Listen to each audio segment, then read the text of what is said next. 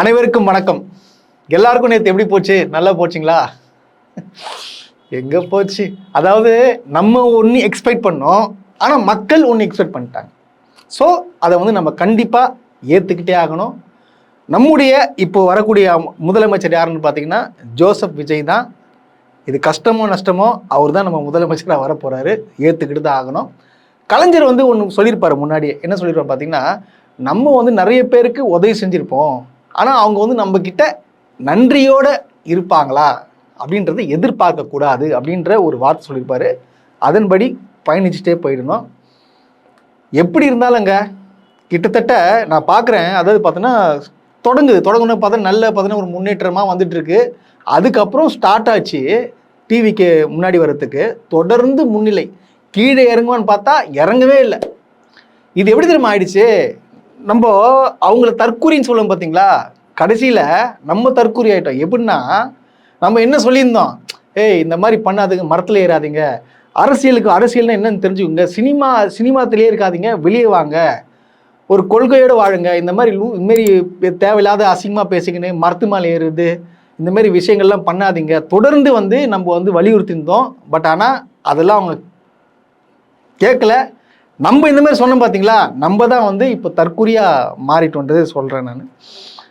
எது எப்படியோ போட்டோம்.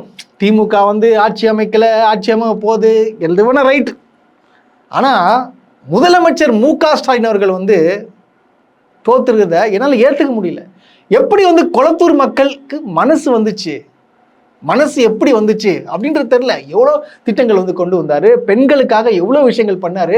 ஆனால் பெண்கள் எல்லாமே மறந்துட்டாங்க. அந்த முகத்துக்கு ஆச்சு ஒரு கரிஸ்மாட்டிக் லீடருங்க அவரு, இந்தியாவே போற்றக்கூடியவருங்க அவரு. இவர் தான் முதலமைச்சர், இவர் தான் நம்பர் 1 முதலமைச்சர்னு சொன்னவங்க இன்னைக்கு எம்.கே. ஸ்டாலின் தோத்துறாரா அப்படின்னு சொல்லிட்டு அவங்க அதிர்ச்சி ஆகுறாங்க. ஏன், எப்படி தோத்தாரு? வாய்ப்பே இல்லையே. ஆனால் கொளத்தூர் மக்கள் நல்லா பண்ணிட்டீங்க. நீங்கள் கொளத்தூரை பொறுத்த வரைக்கும் பார்த்தீங்கன்னா 10 வருஷத்துக்கு முன்னாடிலாம் நீங்கள் தெரியும், அங்கெல்லாம் பார்த்தீங்கன்னா ட்ரைனேஜ் சரியாக இருக்காது, மழை தண்ணி நிற்கும், எதுவுமே சரி இருக்காது. ஆனால் இப்போது அந்த இடம் வந்து எப்படி இருக்குன்ற ஒரு விஷயம் நீங்கள் பாருங்களேன்.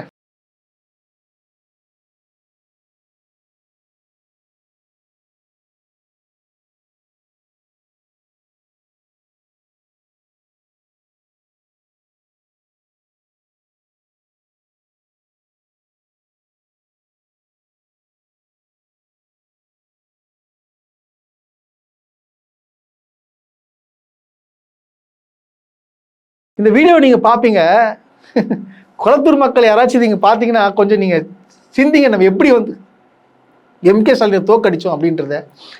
அவரு நேற்று அறிவாலயத்தை விட்டு வெளியே வரும்போதுங்க, அந்த ஏறி கை காட்டும் போது கண்ணில் தண்ணி பார்த்தேன், முடியல. அது இங்கே பாருங்க, அது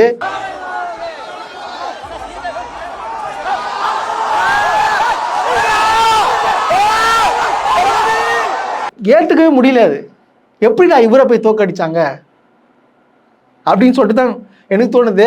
ஆனால் கொளத்தூர் மக்களுக்கு ஒரு மிகப்பெரிய நன்றியை வந்து நான் தெரிவிச்சுக்கிறேன். ஏன்னு பார்த்தீங்கன்னா, பெரியார் வழி, அண்ணா வழி, கலைஞர், இவங்கெல்லாம் வந்து பயணித்து அரசியல் மூலியமாக பயணித்து அரசியல் பண்ணவர், எவ்வளோ திட்டங்களை கொண்டு வந்தவர், தைரியமான தலைவர், ஒரு தமிழ்நாட்டுக்கு எடுத்துக்காட்டானவர். அவரை ஒருவேளை ஜெயிச்சு எதிர்கட்சியாக உட்கார்ந்தா யார் முன்னாடி உட்கார்ந்துருப்பார். அதை வந்து எங்களால் ஏற்றுக்க முடியாது. அதுக்கு ஒரு மிகப்பெரிய ஒரு நன்றியை நான் தெரிவிச்சுக்கிறேன். அதே போல் பார்த்தீங்கன்னா, தாவேக்காவுக்கு ஓட்டு போட்டாங்களாம் பார்த்தீங்கன்னு வச்சுங்களேன், யாரும் வந்து வேட்பாளர் பேரில் யாருன்னே தெரில.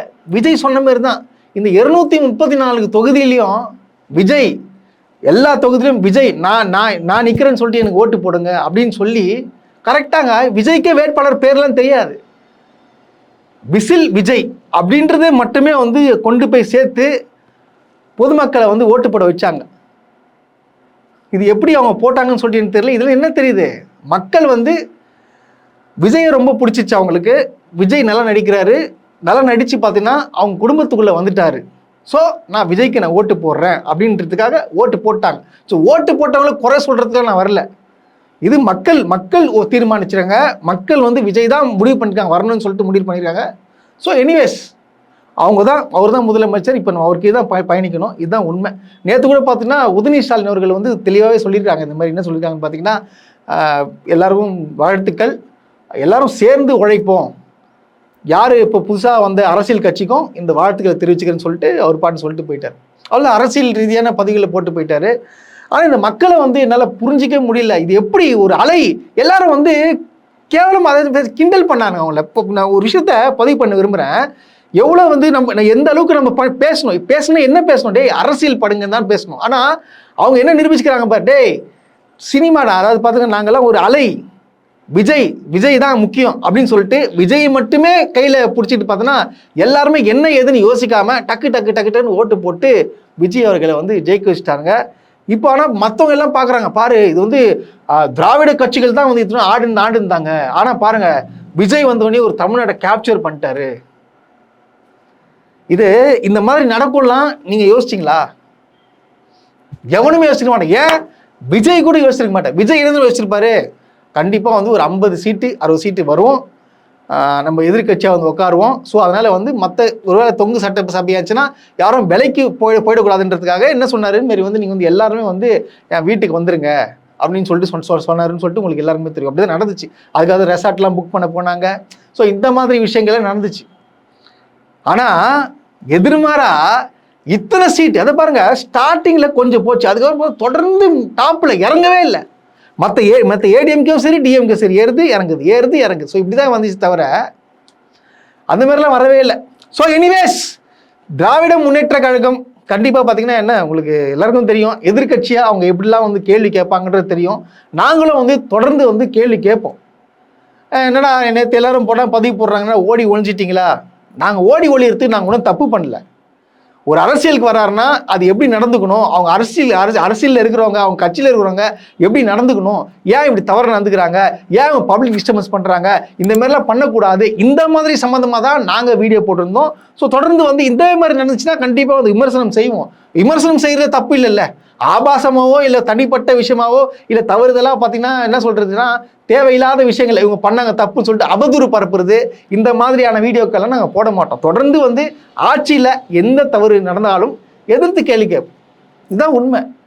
அந்த மனுஷன் மு.க. ஸ்டாலின் அவர்கள் பார்த்தீங்கன்னா நேற்று ஒரு அறிக்கை விட்டுருக்காரு, நான் பார்த்தேன். அது என்னத்த சொல்கிறது, அதாவது என்ன சொல்லியிருக்காருன்னா, மக்கள் தீர்ப்பை தலைவணங்கி ஏற்கிறோம், வெற்றி பெற்றவர்களுக்கு வாழ்த்துக்கள், கடந்த 5 ஆண்டு காலத்தில் ஏராளமான திட்டங்களை உருவாக்கி தமிழ்நாடு மக்களுக்கு நல்லாட்சியும் வழங்கினோம், தமிழ்நாட்டை அனைத்து வகையிலும் உயர்த்தினோம், தேர்தல் களத்தில் எங்களது சாதனைகளை சொல்லியே வாக்குகளை கேட்டோம், மக்களுக்கு செய்து கொடுத்த நலத்திட்டங்களை தொடர்வதற்கு வாக்கு கேட்டு நாங்கள் பரப்புரை செய்தோம், திராவிட முன்னேற்ற கழகத்தின் தலைமையிலான மதசார்பற்ற முற்போக்கு கூட்டணியை ஆதரித்து வாக்களித்த தமிழ்நாட்டு மக்கள் அனைவருக்கும் எனது மனமார்ந்த நன்றியை தெரிவித்துக் கொள்கிறேன். வாக்களித்தவர்களுக்கு மட்டுமல்ல, வாக்களிக்க மறுத்தவர்களுக்கும் சேர்த்தே ஆட்சி நடத்தினேன், அனைத்து மக்களுக்கும் உண்மையாக இருந்தேன், நான் எனது மனசாட்சிப்படியே செயல்பட்டேன், நான் எனது சக்தியை மீறி உழைத்தேன், என்னை போன்ற களத்தில் உழைத்த என் உயிரோடு கலந்திருக்கும் தலைவர் கலைஞர் அன்பு உடன்பிறப்புகள் அனைவருக்கும் எனது நன்றியை நெஞ்சார்ந்த நன்றி.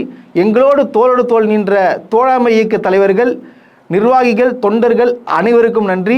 எனது அரசியல் பொது வாழ்வில் அதிகப்படியான வெற்றியை பார்த்துள்ளேன், தோல்விகளையும் சந்தித்துள்ளேன். எனவே லட்சியமும் கொள்கையும் முக்கியமும் வேறு, வெற்றி தோல்விகள் மட்டுமல்ல என்றும் செயல்படக்கூடியவன் நான். அதனால் திராவிட முன்னேற்ற கழகத்தின் அரசியல் பயணம் தோய்வில்லாமல் தொடரும். இதுவரை மக்களுக்காக சிறப்பான ஆளும் கட்சியாக செயல்பட்ட திமுக இனி சிறப்பான எதிர்கட்சியாக செயல்படும். இப்படியா வந்து சொல்லியிருக்காருங்க. எனக்கு இன்னொரு விஷயத்தை வந்து என்னால் யோசிச்சு கூட பார்க்க முடியல. புசி ஆனந்த் அமைச்சர், ஆதவ் அர்ஜுனா அமைச்சர், ஈசிஆர் சரவணன் அமைச்சர்,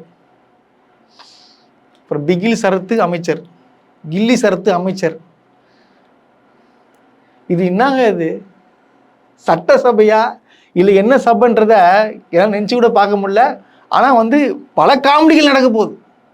எப்படி பல காமெடிகள் வந்து உள்ள நடக்க போகுது. அமைச்சரவைனா என்ன, அது எப்படி கொண்டு போகணுன்ற விஷயங்கள்லாம் வந்து இவங்க கண்டிப்பாக வந்து தெரிஞ்சுக்கிட்டு அது விஷயங்கள் நல்லா வந்து பார்த்து தெரிஞ்சுக்கிட்டு உள்ளே போகணும். ஏன்னா எதிர்கட்சிகள் கேட்குற கேள்விக்கு பதில் சொல்லக்கூடிய இடத்துல அவங்க இருக்கணும், அப்படி தான் இருக்கணும். ஏதாவது தெரியாமல் ஏதாச்சும் உளறிட்ட காமெடிலாம் பண்ணிட்டாங்கன்னா அது வந்து மிகப்பெரிய ஒரு கண்டென்ட்டான மாறத்துக்கான வாய்ப்புகள் நிறைய இருக்குது. ஆனால் இப்போவும் சொல்கிறேன், விஜய் சார் உங்ககிட்ட ஒரே ஒரு கோரிக்கை மட்டும் தான் நான் வைக்கிறேன். தயவு செய்து நம்முடைய மாநில உரிமையை விட்டு குத்துறாதீங்க சார். பிஜேபி கிட்ட விட்டு குத்துறாதீங்க. பிஜேபி இந்த எலெக்ஷனில் பார்த்தோன்னா படுதோல்வி அடைஞ்சிருக்கு. ஒரே ஒரு தொகுதியில் மட்டும் ஜெயிச்சிருக்கிறாங்க. நம்ம தோக்கடிச்சிருக்கிறோம். திமுக எந்த அளவுக்கு பிஜேபி எதிர்த்துச்சோ அதை விட பலமாக நீங்கள் எதிர்க்கணும். அவங்க தமிழ்நாட்டுக்குள்ளே வரவே கூடாது சார். நான் அதை மட்டும் நான் கேட்டுக்கிறேன். பிஜேபி என்ன வேணால் பண்ணுறதுக்கான வாய்ப்புகள் இருக்குது. அதே போல் பார்த்தீங்கன்னா இந்த ஆட்சி வந்து எப்படி முதலமைச்சர் ஆவாரா இல்லை ஆட்சி வைப்பாங்கன்ற கேள்விகள் பார்த்தா நிறைய எழும்பிட்டு இருக்கு. அது என்னன்னு பார்த்தீங்கன்னா இது பார்த்தீங்கன்னா தொங்கு சட்டசபையில் முடிய போகுது. ஏன்னா 118 வேணும் கண்டிப்பாக ஒரு பெரும்பான்மையை நிரூபிக்கிறதுக்கு எந்த கட்சியாக இருந்தாலும் 118 வேணும்.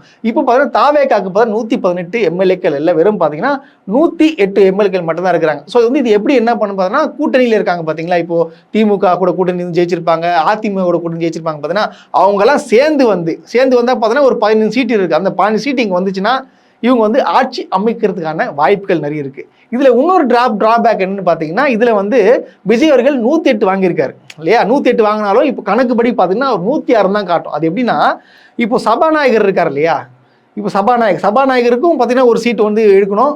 அதே போல் வந்து பார்த்தீங்கன்னா விஜய் அவர்கள் 2 தொகுதியில் வந்து ஜெயிச்சிருக்காரு, ஒரு தொகுதி ரிசைன் பண்ணி ஆகணும்.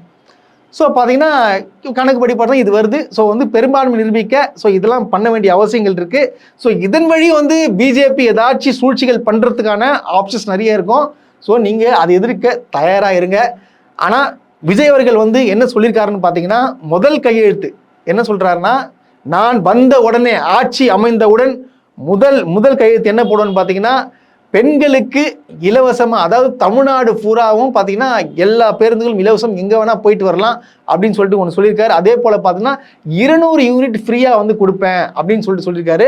இதை வந்து அவர் நிறைவேற்றுவாருன்றத நம்பிக்கை இருக்குது. கண்டிப்பாக நிறைவேற்றுவாரா இல்லையான்னு சொல்லிட்டு எனக்கு தெரியல. வரக்கூடிய நாட்கள்லாம் தெரியும். எது எப்படியோ திராவிட முன்னேற்ற கழகம் எதிர்கட்சியாக உட்காந்துருச்சு.